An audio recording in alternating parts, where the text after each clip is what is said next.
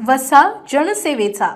जिल्ह्यासाठी नववर्षाची सुरुवात एका अत्यंत आनंददायी आणि ऐतिहासिक घटनेने झाली आहे।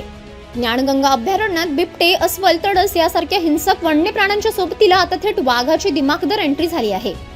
मध्यरात्री 2 वाजेच्या सुमारास PKCT1 नावाचा पुरुष जातीचा वाघ देव्हारी तसेच बोरखेड तारापूर जंगलालगत असलेल्या ज्ञानगंगा अभयारण्यात सोडण्यात आला।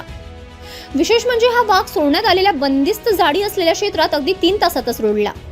सकाळी 6:30 वाजेच्या सुमारास त्याने पहिली शिकार करून आपली ताकद आणि जंगलाशी जुळवून घेण्याची क्षमता सिद्ध केली।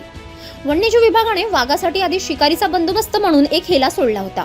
मोठ्या क्षेत्रात शिकार कुठे आहे याची माहिती नसतानाही PKCT1ने शिताफीने शोध घेत हेल्याचा फडसा पाडला। त्यामुळे वन अधिकाऱ्यांमध्ये आनंदाचे वातावरण आहे। हा वाघ पेंच व्याघ्र प्रकल्पातून ज्ञानगंगामध्ये आणण्यात आला असून त्याचे मूळ पांढरकवडा व्याघ्र प्रकल्प आहे। सध्या त्याचे वय 35 महिने असून तो किशोरावस्थेत आहे। फेब्रुवारी-मार्च 2023 मध्ये त्याच्या आईचा मृत्यू झाल्यानंतर 4 ते 5 महिन्यांचे असताना तो आणि त्याची बहीण पेंच येथे हलवण्यात आले होते। आता 3 वर्षांचा झाल्यानंतर PKCT1ला ज्ञानगंगामध्ये आणण्यात आले असून वाघीण अजूनही पेंचमध्येच आहे। जवळपास 15 ते 16 तासांच्या प्रवासानंतर वाघ जिल्ह्यात दाखल झाला।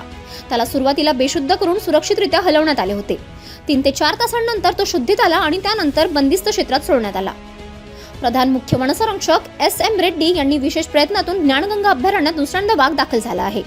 PKCT1ने लगेचच शिकार केल्यामुळे हा वाघ इथल्या जंगलात नक्कीच रुळेल असा विश्वास वन्यजीव विभागाच्या अधिकाऱ्यांनी व्यक्त केला आहे। City news. बातम्या व जाहिरातीकरिता संपर्क मोबाईल क्रमांक 9822 72 0784।